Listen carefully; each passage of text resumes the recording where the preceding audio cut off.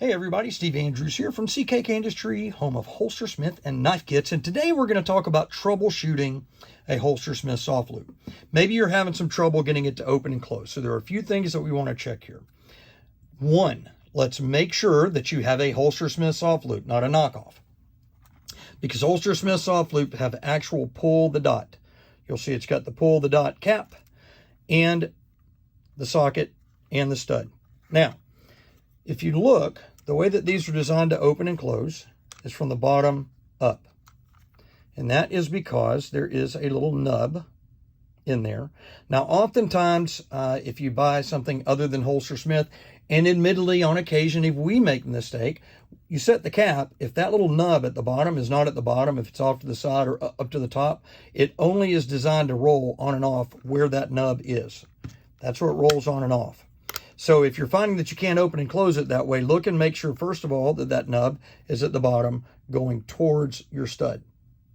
All right, now, another thing that could be a possibility, and this especially happens when they're new, these are hard fit caps and studs. So, and they're black oxided, right? Which means it's a coating that they put on them from the factory. They're made from brass. They put this coating on them.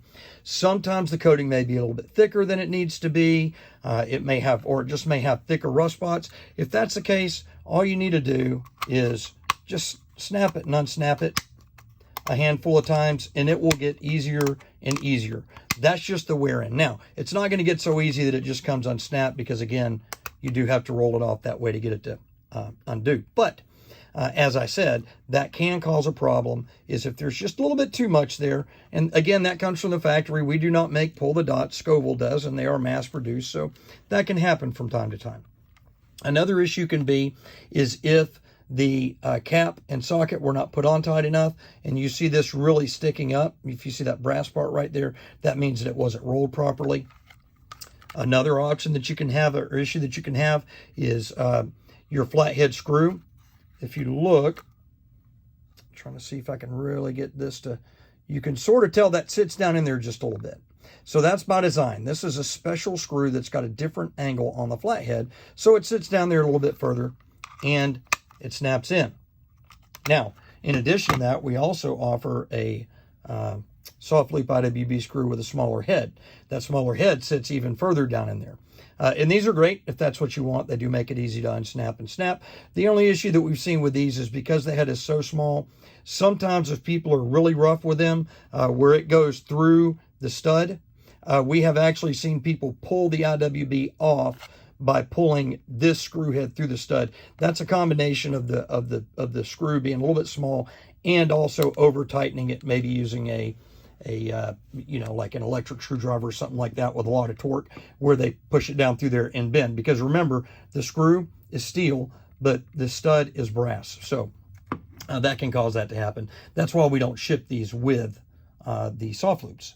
Now, the other issue that you can have is, let's say that you're not using the standard socket, or the standard screw and post that we sent.